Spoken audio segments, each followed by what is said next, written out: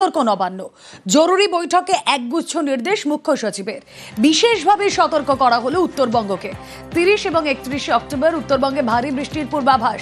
কথা বলবো, সোমরাজ বন্দ্যোপাধ্যায় রয়েছেন সঙ্গে। সোমরাজ, কিছুদিন আগের যে দুর্যোগের ক্ষত তা এখনো পুরোপুরি সারিয়ে উঠতে পারেনি উত্তরবঙ্গ, আবারও দুর্যোগের পূর্বাভাস। এবার কিভাবে অ্যালার্ট থাকছে নর্থ বেঙ্গল?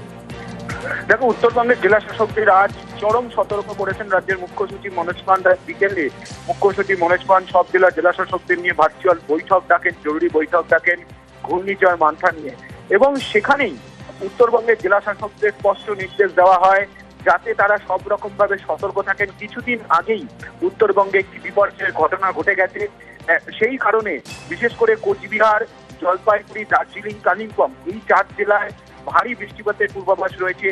কোনো কোনো জায়গায় 20 সেন্টিমিটার পর্যন্ত বৃষ্টিপাতের পূর্বাভাস রয়েছে 30 ও 31 অক্টোবর। তাই এই দুদিন বিশেষ করে 30 ও 31 অক্টোবর সতর্ক থাকার পরামর্শ দেওয়া হয়েছে। সেচ দপ্তরকে প্রতিনিয়ত মনিটরিং করার নির্দেশ দেওয়া হয়েছে রাজ্যের মুখ্য সচিব মনোজ পান্তের তরফে। এছাড়াও বলা হয়েছে যে অফিসারদের ফিল্ডে নেমে কাজ করতে হবে এবং চাষিদেরকেও সতর্ক থাকার কথা বলা হয়েছে, বিশেষ করে 30 ও 31 অক্টোবর যাতে চাষিরা মাঠে ফসল তুলতে না যান সেই বিষয়ে সচেতনতামূলক প্রচার চালাতে হবে। ফিশারম্যানরা অর্থাৎ মৎস্যজীবীরা যাতে সমুদ্রে না যান মাছ ধরতে, উপকূলের জেলাগুলিকে আজকে সতর্ক করা হয়েছে।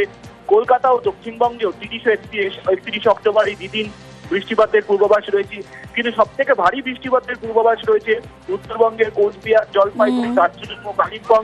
আবহাওয়া দপ্তর ইতিমধ্যে সেই পূর্বাভাস জারি করেছে এবং সেই মোতাবেক রাজ্যের মুখ্য সচিব মনোজ পান আজ প্রত্যেকটি জেলা শাসকদের সঙ্গে বৈঠক করে এই সতর্ক করেছেন। বিশেষ করে উত্তরবঙ্গের জেলা শাসকদের সতর্ক থাকার পরামর্শ দেওয়া হয়েছে। বেশ।